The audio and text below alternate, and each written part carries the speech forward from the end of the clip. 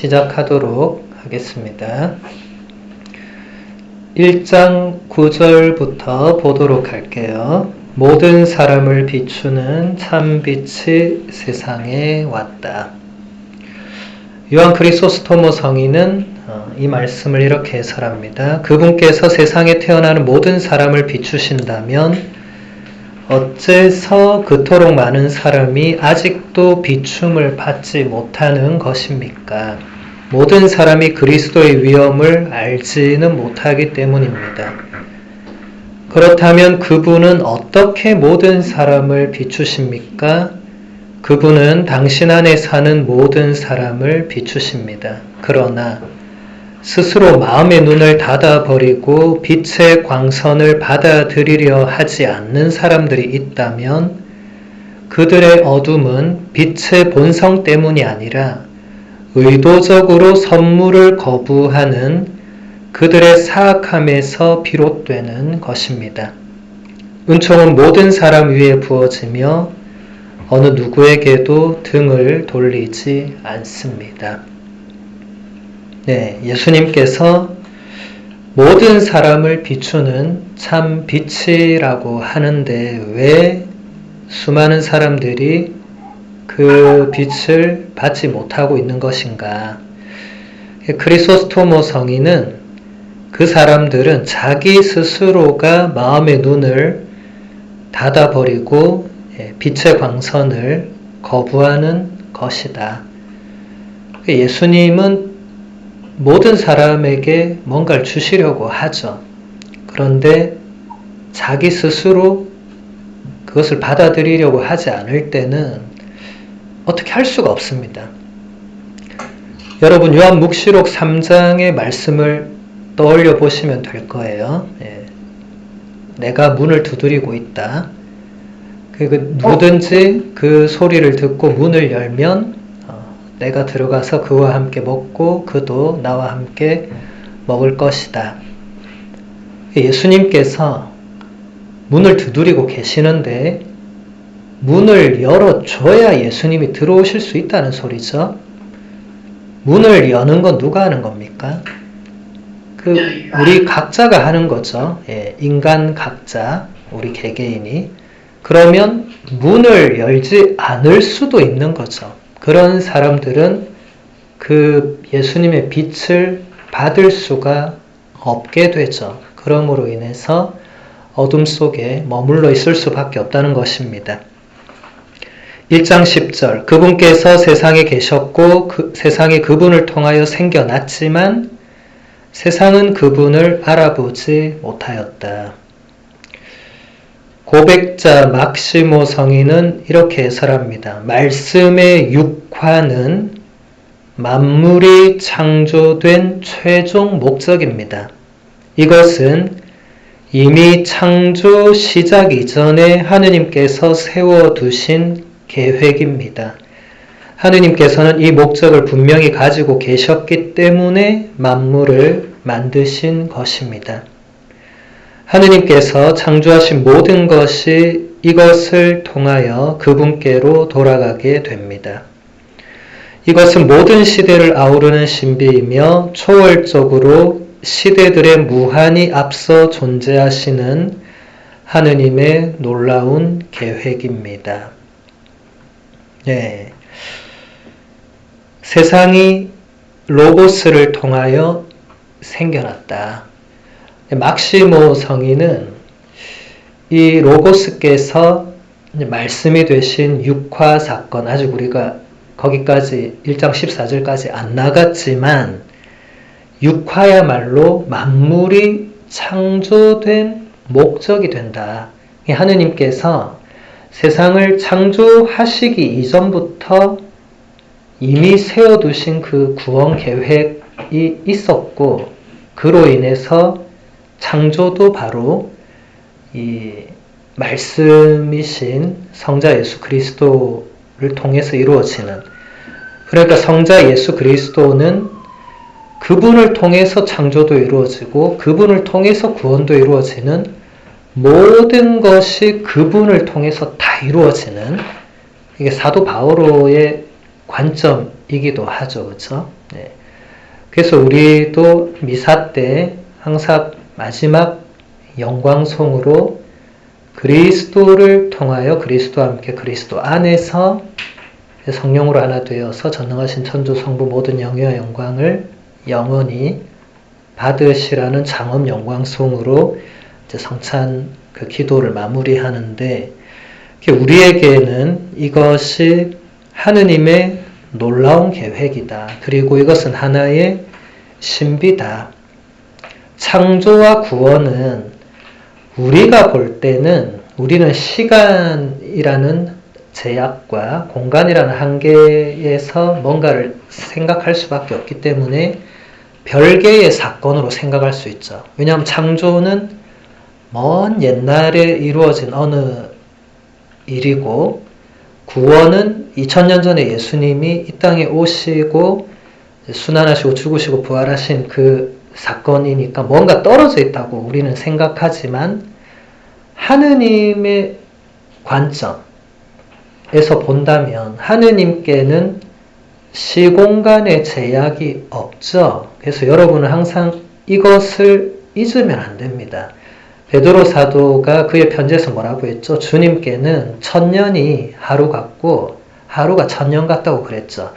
우리는 시공간의 제약을 받으니까 그게 구분이 되지만 하느님께는 현재밖에 없죠. 다르게 표현하면 그분에게는 과거와 미래가 없습니다. 그러니까 하느님께는 창조와 구원이 별개로 노는 사건이 아니죠. 다 연결이 되는 것입니다. 우리가 시간적으로 생각할 때 창조 따로, 구원 따로, 심판 따로, 뭐 따로, 우리는 이렇게 따로 국밥이 될 수 있지만 하느님께는 그런 것이 없다는 것입니다. 1장 11절, 그분께서 당신 땅에 오셨지만 그분의 백성은 그분을 맞아들이지 않았다. 알렉산드리아의 치릴로 성인은 이렇게 해설합니다. 온 세상은 하느님께서 창조하셨고 그분으로 말미암아 그분을 통하여 비로소 존재하게 되기에 그분의 것입니다. 이스라엘은 더더욱 그분의 백성이며 성조들이 선택을 받았기 때문에 또한 이스라엘이 하느님 자녀들의 시작이자 마지로 불렸기에 영광을 얻게 되어 있었습니다. 하느님께서는 모세에게 이스라엘은 나의 맏아들이다 라고 말씀하셨습니다. 그러나 그들이 그리스도를 맞아들이지 않자 하느님께서는 그들 대신에 다른 민족들에게 은총을 주십니다.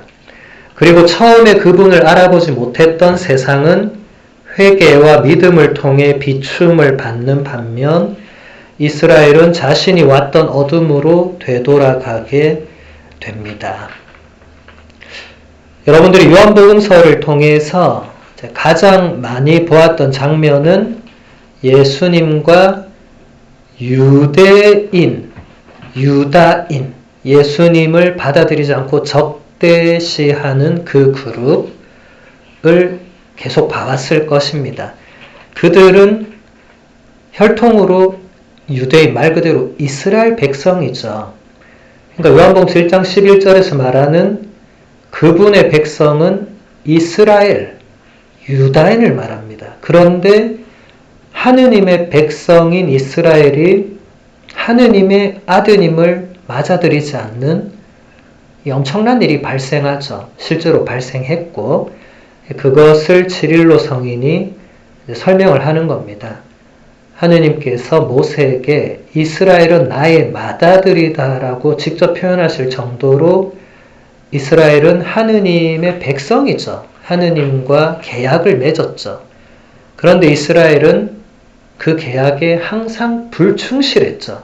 구약 성경 전체에서 우리는 그것을 배워왔습니다. 여러분들이 계약에 성실했던 적이 거의 없습니다.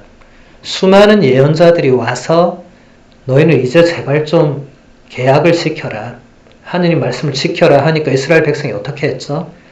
그 예언자들도 박해했죠. 죽이기도 하고.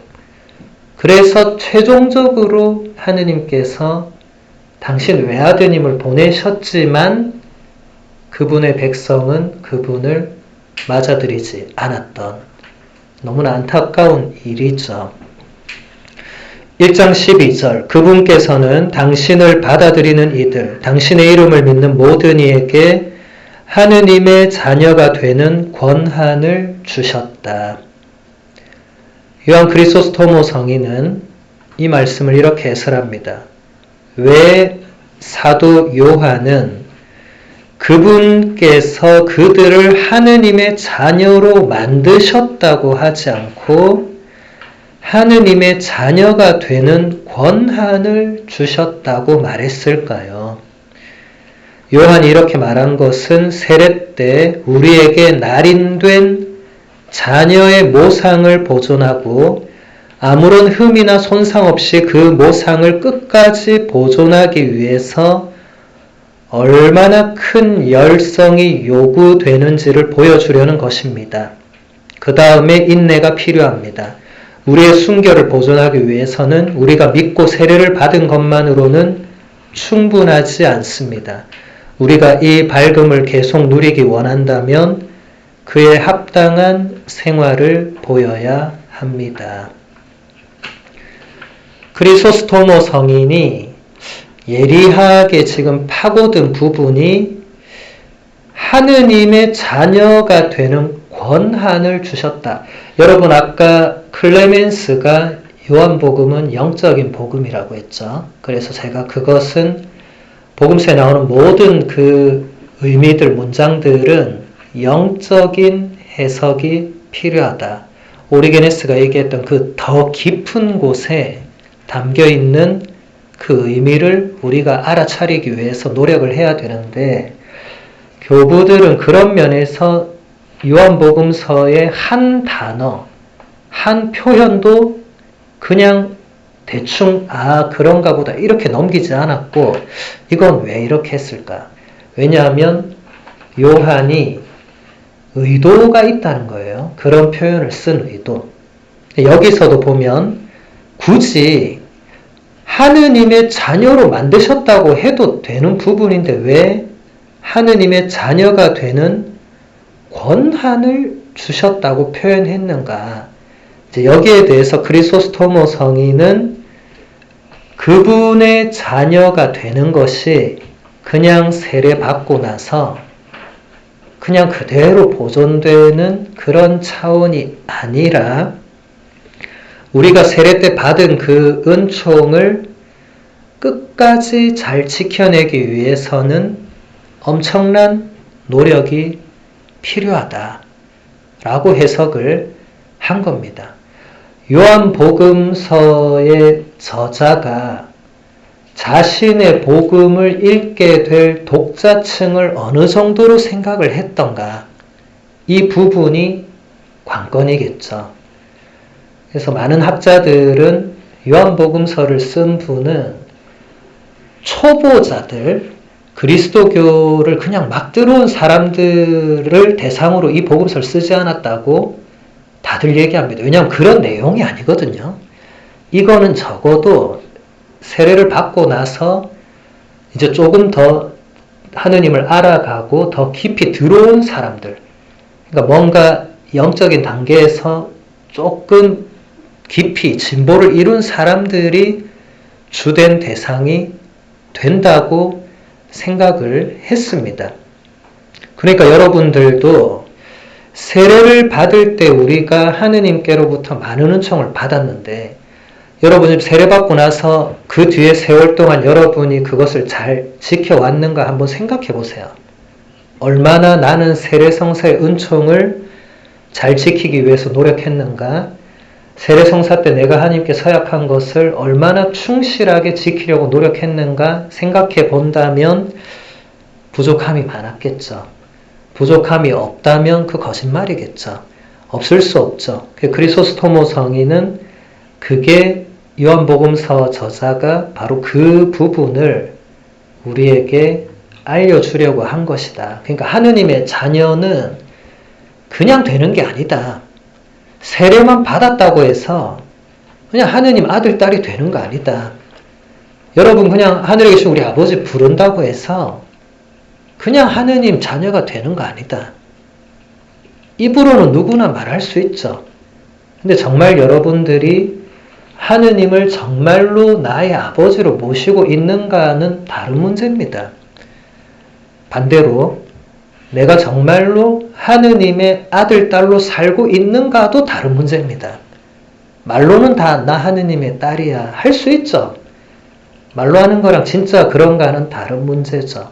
우리에게 그 생각의 여지, 묵상의 여지를 주는 겁니다. 1장 13절 이들은 혈통이나 유교이나 남자의 욕망에서 난 것이 아니라 하느님에게서 난 사람들이다.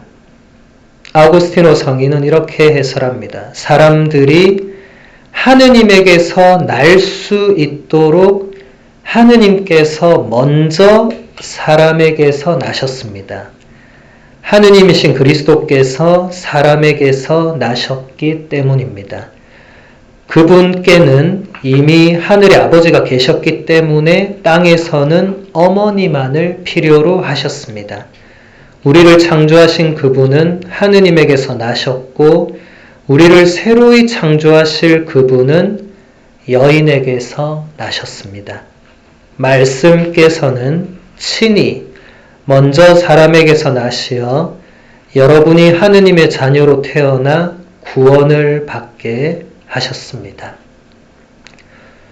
이 아우구스티노 성인의 해설은 대단히 깊은 신학이 여기 담겨 있습니다. 지금 몇 문장 안 되지만 상당히 깊은 내용이 담겨 있어요. 사람들이 하느님으로부터 태어날 수 있기 위해서 하느님이신 분이 먼저 사람이 되셨다. 이게 엄청난 내용이에요. 왜 로고스께서 사람이 되셨는가를 누군가 물었겠죠. 아우구스티노 성인이 대답한 겁니다. 사람들이 하느님으로부터 날 수 있도록. 남자의 욕망이나 혈통이나 유격에서 나오는 거 말고 하느님의 자녀로 새롭게 태어나기 위해서는 하느님이신 분이 먼저 사람이 되셔야만 했다. 이건 나중에 또 보도록 하겠습니다. 이것은 너무 중요한 것이어서 교부들은 대단히 이 부분을 강조합니다. 말씀이 왜 사람이 되셨는지에 대한 이유는 우리 구원의 결정적이기 때문에 앞으로도 이 내용은 계속 볼 것인데 그 다음 문장도 보세요. 그분께는 이미 하늘의 아버지가 계셨기 때문에 땅에서는 어머니만을 필요로 하셨다. 이건 뭘 말하는 거죠? 성모님의 동정 잉태와 출산을 설명하는 겁니다. 왜 말씀이 사람이 되실 때 그냥 인간으로 태어나면 인간이 태어나는 과정을 똑같이 겪으면 되는데 왜 굳이 이런 이상한 그걸 했냐? 동정녀가 아들을 낳는 이게 왜 굳이 이렇게 해야 되느냐? 아우구스티노 성인이 답변을 한 겁니다. 로고스께서는 이미 하늘의 아버지가 계셨기 때문에 지상에서는 어머니만 계시면 되는 거였다. 이게 그냥 하는 말이 아니에요. 이건 지금 뭐 논리적으로 이렇게 말하는 게 아니라 이건 엄청난 신학이 담겨 있습니다. 그냥 그 다음 문장을 볼게요. 우리를 창조하신 로고스께서 영원으로부터 하느님에게서 나셨고 우리를 새롭게 창조하실 그분이 여인에게서 나셨다. 이 문장은 프란치스코 교황님이 본인의 첫 번째 권고 복음의 기쁨에서 그대로 인용합니다. 십자가를 교황님이 뭐라고 표현하냐면 새로운 창조의 절정이다 이렇게 표현하거든요. 새롭게 창조하실 분. 그러니까 아까 제가 창조와 구원이 연결된다고 했잖아요. 로고스를 통해서 창조가 이루어지고 로고스를 통해서 구원이 이루어지는데 교부들은 로고스를 통해서 이루어지는 구원이야말로 새로운 창조다. 제2의 창조다. 첫 번째 창조가 구약에서 이미 있었다면 정말 완전한 창조, 그리고 정말 하나님께서 원하신 새로운 창조는 바로 말씀의 육화와 더불어서 이루어졌고, 그게 언제 완성이 되냐면 십자가 죽음과 부활로. 그러니까 프란치스코 교황님은 십자가를 새 창조의 절정이라고 그대로 교부들의 그 표현 노선을 따르고 있습니다. 1장 14절, 가장 로고스 창가의 이제 핵심이 되는 구절이죠. 말씀이 사람이 되시어 우리 가운데 사셨다. 먼저 이 구절은 로고스 창가의 절정이기 때문에 일단 원문을 그대로 직역해 볼 필요가 있어요. 이 말씀이 사람이 되시어 우리 가운데 사셨다는 상당히 의역을 한 것입니다. 여러분, 직역과 의역은 뭐가 차이인지 아시죠? 직역은 원문 그대로 번역한 거고, 의역은 그걸 뭔가 현대어의 의미에 맞게 조금 풀어서 돌려서 번역하는 거예요.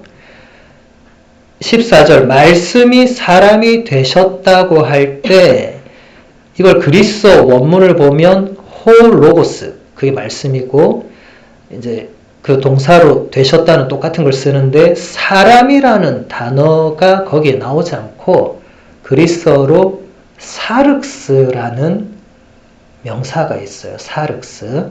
사륵스는 사람이 아닙니다. 그 명사 자체의 뜻은 인간의 살입니다. 살. 우리가 지니고 있는 이 살, 살갗, 피부에 이렇게 있는 그 살. 예. 그래서 여러분 영어 성경도 보시면 그게 fresh 이렇게 번역되어 있을 거예요. body라고 번역한 영어 성경은 거의 없을 거예요. 근데 우리말로, 그러니까 한글로 말씀이 살이 되셨다 이러면 좀 어감이 좀 이상하잖아요.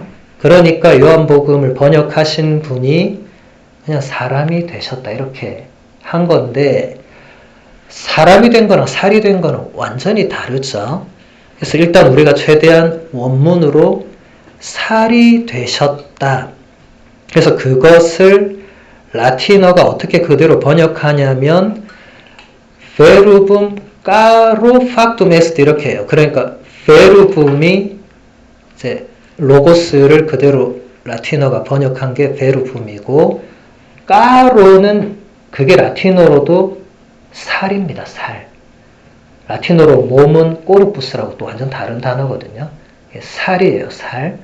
살이 되셨다. 그래서 우리가 지금 육화라고 번역하는 단어, 영어로 incarnation이 라틴어 incarnatio에 n만 붙인 거예요. 대부분 영어는 그리스 라틴어를 모체로 하기 때문에 거기에서 별 차이가 없습니다. 그 어근은. incarnatio를 이제 또 조금 우리가 세분화시켜보면 in은 전치사 in은 말 그대로 어디 안이죠. 안. 그 영어 전치사 in도 똑같잖아요. 예. 까르네 까로 이게 바로 살입니다. 그러니까 베르붐 로고스께서 우리 인간의 살 안으로, 예, 성모님의 태중 안으로 들어온 거예요. 그냥 되신 게 아니에요. 그냥 마술 부린 게 아니에요. 엄청난 사건이죠. 하느님이신 분이 인간이라는 이 연약한, 우리 살이 얼마나 약합니까? 어디 잠깐 날카로운데 스쳐도 그냥 찢어지고 피나고 하는 이 연약한 육신의 조건을 그대로 입으신 거죠. 엄청난 거죠. 그리고 우리 가운데 사셨다. 이거는 상당히 의역한 겁니다. 상당히. 이 원문에는 이런 말이 없어요. 우리 가운데에 천막을 치셨다. 그리스어로 이게 스케노라는 동사인데, 근데 이게 천막을 치는 거는 이스라엘 민족에게는 이게 의미가 확 와닿아요. 왜냐하면 이스라엘 민족은 유목민이었잖아요. 유목민들이 매일 하는 일은 천막 치고 천막 걷고 천막 치고 천막 걷고, 이게 가장 주된 일가죠. 그러니까 말씀이 천막을 치셨다 해도 이 사람들은 알아듣지만 지금 현대인인 우리한테 말씀이 천막을 쳤다 하면 사람들이 뭐라고 해석을 해야 됩니까? 그러니까 어쩔 수 없이 우리 가운데 사셨다. 하지만 정확하게는 우리 안에 천막을 치셨다. 여러분, 하느님의 천막하면 바로 우리가 무엇을 떠올릴 수 있죠? 만남의 장막. 창세기 탈출기에서 하느님께서 항상 이스라엘 백성 가운데 현존하신다는 것을 가장 분명하게 드러내 보여준 곳이 바로 만남의 장막. 만남의 장막 안에 계약의 궤가 모셔져 있고 그 계약의 궤 안에 하느님께서 모세에게 직접 새겨주신 그 십계명이 새겨진 돌판이 그 안에 있죠. 말씀이 그 안에 있었던 거죠.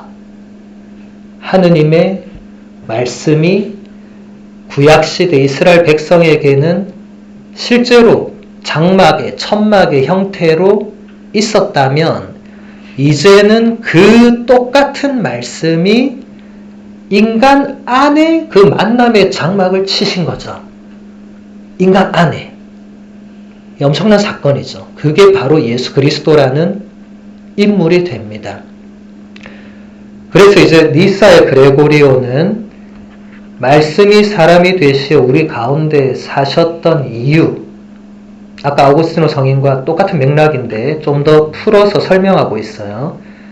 병든 우리의 본성은 치유를 받아야만 했습니다. 타락한 인간은 다시 일어서야 했고 죽은 인간은 다시 살아나야 했습니다. 가지고 있던 좋은 것들을 잃어버린 사람은 이것을 다시 찾아야 했으며 어둠 속에 갇혀있던 사람에게 빛이 비추어야만 했습니다. 사로잡혔던 우리는 구원자를 기다렸습니다. 갇혀있던 우리는 구조를 기다렸고 노예였던 우리는 해방자를 기다렸습니다. 이런 이유들이 과연 하느님께 하찮은 것이었는가? 인류가 이처럼 불행하고 비참한 상태에 놓여 있었으므로 하느님께서 인간이 되시기까지 자신을 낮추셔서 우리를 찾아오시게 할 정도로 이런 이유들이 하느님을 움직이게 할 만하지 않았겠는가? 이게 육화의 이유입니다. 여러분, 성탄 시기 전에 대림 때 우리가 이사야서를 통해서 듣게 되는 말씀은 어둠 속을 헤매던 백성이 큰 빛을 볼 것이다. 요한복음서 1장은 그 빛이 이제 세상에 왔다고. 그 빛이 어둠을 비추었는데 어둠은 그를 깨닫지 못했지만 어쨌든 이스라엘 백성이, 그러니까 온 인류가 그토록 기다리던 빛이 드디어 왔죠. 그 이유는 병든 우리 인간의 본성, 이게 어디서부터 병들었습니까? 첫 인간. 여러분, 창세기 기억해 보시면 아담과 하와의 그 불순종이 우리 인간의 본성을 병들게 만들었죠. 거기서 이야기가 끝나나요? 그렇지 않죠. 그 본성을 다시 회복시켜줄 메시아를 하느님께서 보내실 거라고 약속해 주시죠. 그래서 여러분, 부활 성ля미사, 지금 벌써 몇 개월 지나서 기억이 잘 안 나시겠지만 부활 성ля미사 때마다 부제님이나 그 주례사제가 파스카 찬송을 장엄하게 노래하잖아요. 용약하여라 하면서 거기서 기억은 안 나도 그 한 구절, 오 복된 탓이여 라고 하는 구절이 있어요. 복된 탓. 여러분, 탓이 어떻게 복될 수가 있습니까? 탓 때문에 우리가 이렇게 비참하게 되었는데, 그런데 그게 복되다. 왜냐하면 그 뒤에 부활 찬송이 뭐라고 하냐면 그 탓 때문에 우리가 위대한 구세주를 얻게 되었기 때문에 그렇다. 아담과 하와의 그 죄와 불순종으로 인간의 본성은 병들었고 모두가 비참한 상태, 죽음을 겪어야 되는, 그러니까 어둠 속에 있는 거죠. 인간의 상태가. 근데 그게 니사의 그레고리오 성인이 보기에 이게 하느님께는 하찮은 게 아니었다. 그냥 계속 인간이 그냥 어둠 속에서 그냥 마음대로 살도록 가만두는 것이 하느님께 하찮은 게 아니었다. 그것은 하느님께 너무나도 중요한 일이었다. 그래서 하나뿐인 외아드님을 보낼 수밖에 없었다는 것입니다. 자, 1장 14절 계속 이어지는 부분 보면 우리는 그분의 영광을 보았다. 은총과 진리가 충만하신 아버지의 외아드님으로서 지니신 영광을 보았다. 예, 이게 우리가 보았다고 이렇게 번역한 단어. 그래서 우리 한국어는 안타깝게도 보다라는 말은 보다 하나밖에 없어요. 근데 여러분 영어만 생각해도 보는 게 몇 개 있습니까? To see, to watch, to look, 뭐 엄청 많죠, 그죠? 예, 고대어도 보는 게 여러 가지 단어가 있었습니다. 그리스어로도 보는 게 한 4-5개가 돼요. 그리고 그 각자 단어는 다 의미가 달랐어요. 그냥 보는 단어는 거의 없습니다.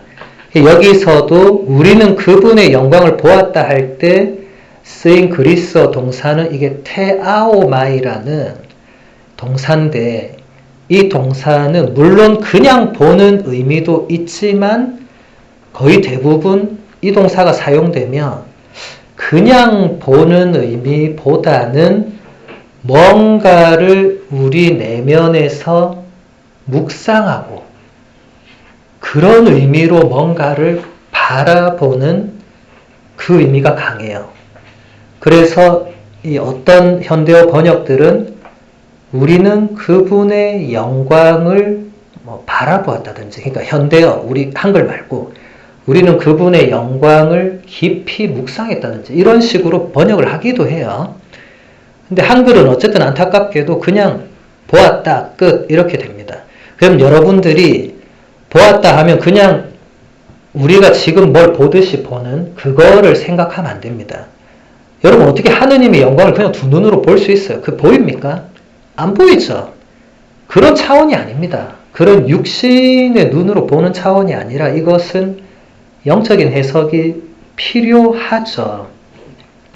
그래서 제가 성경 공부하시는 분들에게 자주 제안하는 것은 최소한 영어 성경을 놓고 같이 보기를 자주 제안합니다. 왜냐하면 영어 성경이 그나마 그래도 원문에 조금 더 가깝게 번역이 되고 좀 그런 단어들을 써요. 좀 다양한 표현들도 쓰고. 근데 한글은 이게 일단 언어 체계 자체가 너무 다르기 때문에 한글 번역만 보면 여러분이 깊이 들어가기가 대단히 어렵습니다. 근데 여러분이 또 그리스어 원문을 보려니 그럼 그리스어를 배워야 되는데 그게 쉽지 않죠. 그래서 영어본을 보든지 아니면은 이태리어나 스페인어나 불어나 독어 이런 걸 좀 하시는 분은 또 그런 번역본을 같이 보시면 대단히 좋고, 제일 좋은 길은 그리스어를 배우시면 되죠. 어디 가서 이제 코스를 수강을 하든지 이제 그거는 성서학자들이 알아서 하실 일인데, 근데 어쨌든 그게 어려우니까 영어를 놓고, 영어도 번역이 여러 종류로 있어요. 그래서 다양한 그 번역을 보면서 이 단어가 단순히 보는 의미가 아니구나라고 깨달을 수 있죠. 근데 하나만 보더라도 굉장히 여러분들 묵상에 큰 도움이 될 것입니다. 자, 이 부분은 각주 24번 보면 송복모 신부님의 비참과 자비의 만남이란 요한복음 산책 시리즈 2번째 책, 송복모 신부님의 요한복음 산책 총 7권을 썼어요. 그 1장을 제외하고 2장부터 21장까지 싹 다 해설을 한 방대한 해설서입니다. 그래서 여러분들이 다 읽으시면 가장 좋고 다 못 읽으셔도 송복무 신부님 워낙 우리나라의 유명한 성사학자시니까 송복무 신부님이 여기서 이 구절을 어떻게 해설을 하느냐, 옛 교리문답 첫 번째 항목에도 성 이냐시오 영신수련의 원리와 기초에도 인간이 창조된 주목적은 하느님을 흠숭하고 그분께 영광을 드리는 것이라고 나와 있다. 하지만 오늘날은 순서가 거꾸로 된 듯하다. 마치 하느님이 존재하는 주 목적이 인간을 영광스럽게 하기 위해서인 듯하다. 사람들은 더 이상 영적인 일에 진리와 선에 대해 관심이 없다. 오히려 자신에 대한 좋은 느낌, 상처받지 않는 삶, 행복한 삶만이 인생의 궁극 목적인 양 그것을 추구하며 살아간다. 요한복음서는 이러한 우리에게 삶의 궁극 목적은 오로지 하느님의 영광을 위해서임을 반복해서 일깨워주고 있다. 네, 송복무 신부님이 아주 예리하게 지적하신 것처럼 요한과 그 제자들은 로고스의 영광을 묵상하는 것을 정말 본질적으로 여기고 그걸 성경에 써놨는데 오늘날 우리 신자들을 가만히 보니까 이 하느님의 영광, 예수님의 영광이 아니고 어떻게 하면 내가 좀 상처 덜 받고 어떻게 하면 좀 즐겁고 유쾌하게 행복하게 살고 어떻게 하면 좀 병원 신세 안 지고 오래 살고 이런 쪽으로 관심을 가지고 거기에 이제 하느님이 나 좀 도와주세요 한다고 이게 주객 전도된 거라고. 우리 옛 교리문답이냐 이냐시오의 영신수련에서도 인간이 존재하는 가장 큰 목적이 뭐냐? 하느님께 영광을 드리고 하느님의 영광을 위해서 우리는 살아야 된다고 그렇게 가르쳐온 게 그렇게 오래되지 않았는데 어느 순간에 이게 바뀐 것 같다고. 여러분 신앙생활 하실 때 이 부분 한번 잘 생각해 보셔야 됩니다. 내가 신앙생활을 하는 가장 큰 목적이 하느님의 영광을 위해서인가? 아니면은 내가 뭔가 바라는 거 이것 좀 하느님이 이루어 주십사. 이거 주객 전도거든요. 이 부분은 앞으로도 여러분이 요한그룹 공부 연수 이후에도 이 부분은 계속해서 우리가 묵상해야 될 부분입니다. 내가 뭔가를 할 때 하느님의 영광을 위해서 하는가? 아니면 다른 뭔가가 있는가? 항상 이걸 생각하시고 결정을 하시면 좋을 것 같아요. 그러면은 우리가 조금이나마 교부들, 성인들의 뒤를 따를 수 있지 않을까 싶습니다. 암모니우스라는 성인은 이 말씀을 이렇게 해설을 해요. 우리는 어떻게 그분의 영광을 보았습니까? 우리는 그 영광을 동방박사들의 별, 천사들, 목자들, 한나, 시메온, 가브리엘, 동정녀의 놀라운 출산, 그분을 증언한 성부의 목소리, 그분 위에 내려오신 성령, 그리고 다른 많은 신적인 표징과 치유들을 통해서 보았습니다. 암모니오 성인이 묵상을 해보니까 하느님의 예수 그리스도의 로고스의 영광을 보았다는 게, 묵상한다는 게 그래도 뭔가가 건덕지가 있어야 이런 말을 했을 거 아닙니까? 요한복음 사가가. 도대체 그분의 영광이 뭐냐?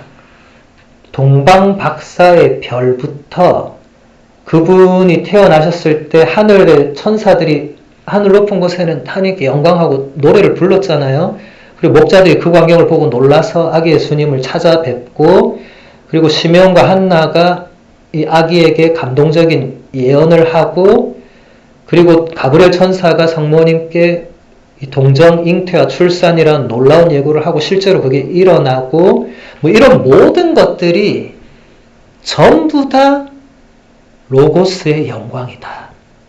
그러니까 우리가 복음서에서 보는 그 모든 것들이 다 성자 예수 그리스도의 영광을 조금이나마 맛보는 거다.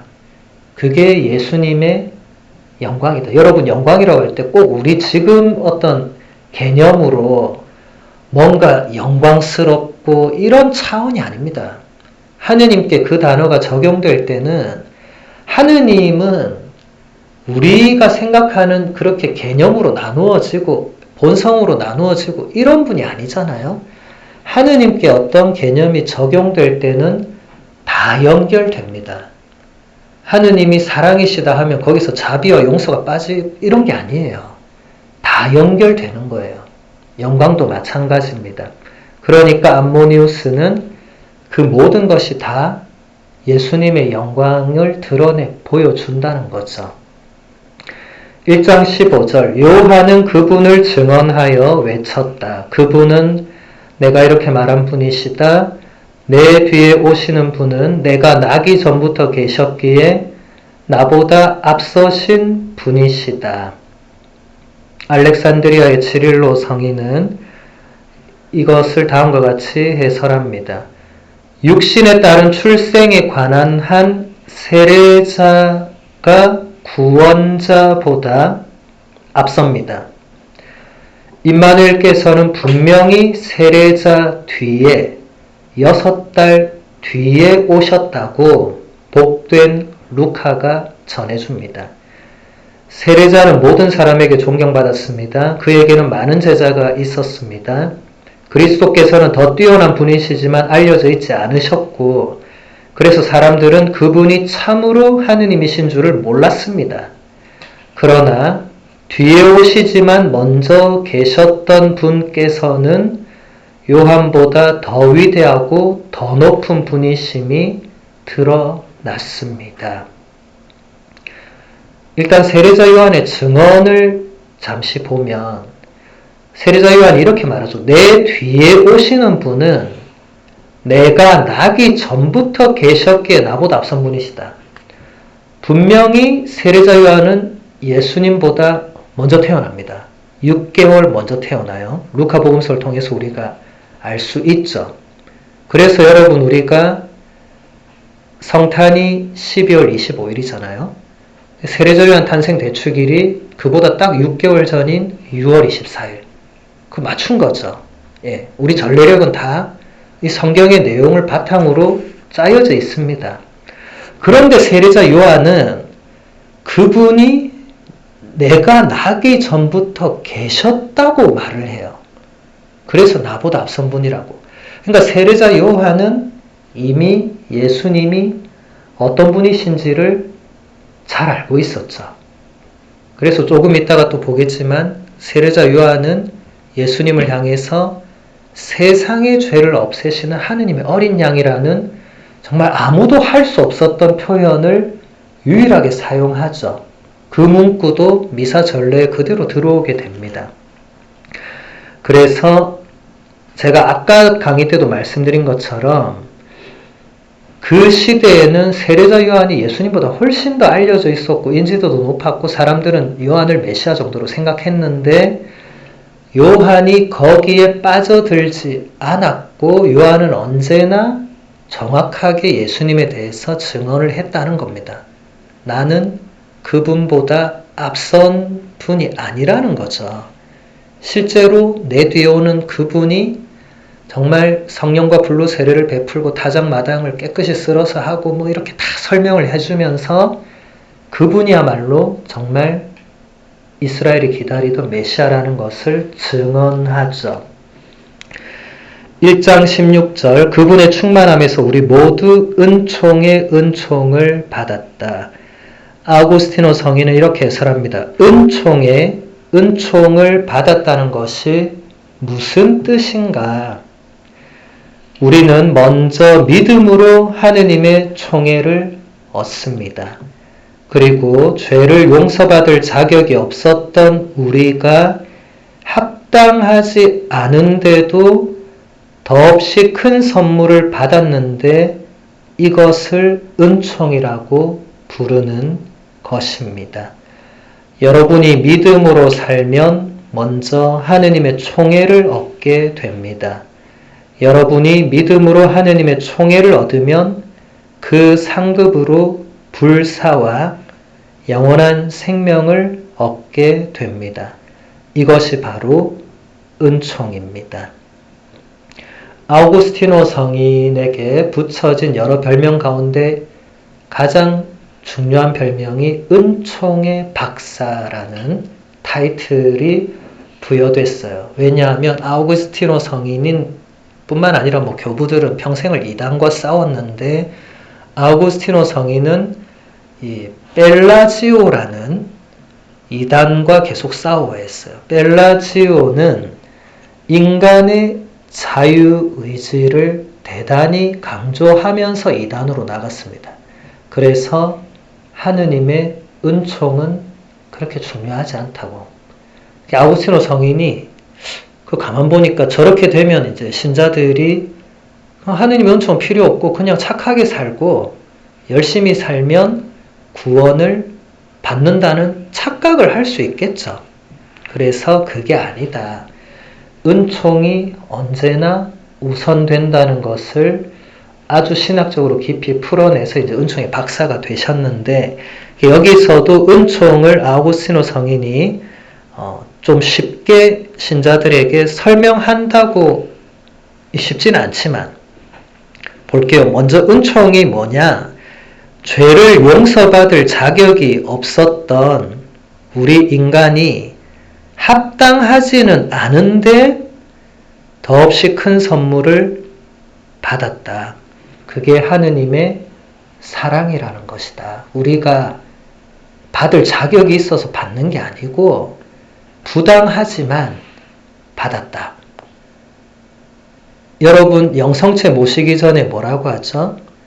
주님, 제가 주님을 모시기에 합당하지는 않지만, 이게 어디서 나오죠? 백인대장이라는 사람이 예수님께 그 말을 하잖아요. 주님, 저는 주님을 제 지붕 아래에 모시기에 합당하지가 않습니다. 그래서 한 말씀만 하시면 제 하인이 나을 것입니다. 그래서 예수님이 엄청 감탄을 하시죠. 이스라엘에 이런 믿음이 없다고 하시죠. 그 합당하지 않다는 것을 아우구스티노 성인이 그대로 가져옵니다. 사실 우리가 인간이 하느님의 사랑을 받기에는 합당한 사람은 아무도 없죠. 다 부당하죠. 부당한데 하느님이 사랑을 거저주시죠. 그게 일단 은총이라는 겁니다. 그런데 은총을 받았는데 거기에다 은총을 더 받는다. 이건 또 무슨 말이냐?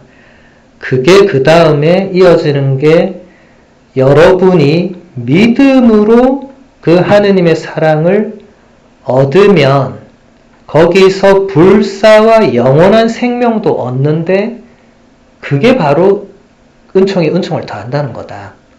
그러니까 처음에 은총은 우리가 전혀 자격이 없고 부당한데 하느님이 우리를 사랑해 주시고 우리에게 자비를 베풀어 주시고 우리를 용서해 주시는, 이게 무상의 은총이라 할 수 있죠. 근데 우리가 그것을 믿고 받아들일 때 하느님이 거기서 끝나지 않고 또 뭘 주시는 거예요? 영원한 생명.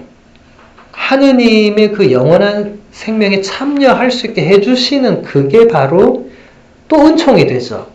그게 은총을 받았다는, 은총의 박사께서 이렇게 풀어주신 것입니다.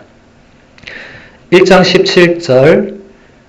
17절을 보려고 하니까 시간이 다 된 것 같네요. 아니지, 맞죠? 다 됐죠? 예. 그래서 우리 10분간 휴식하고 1장 17절부터 보도록 하겠습니다.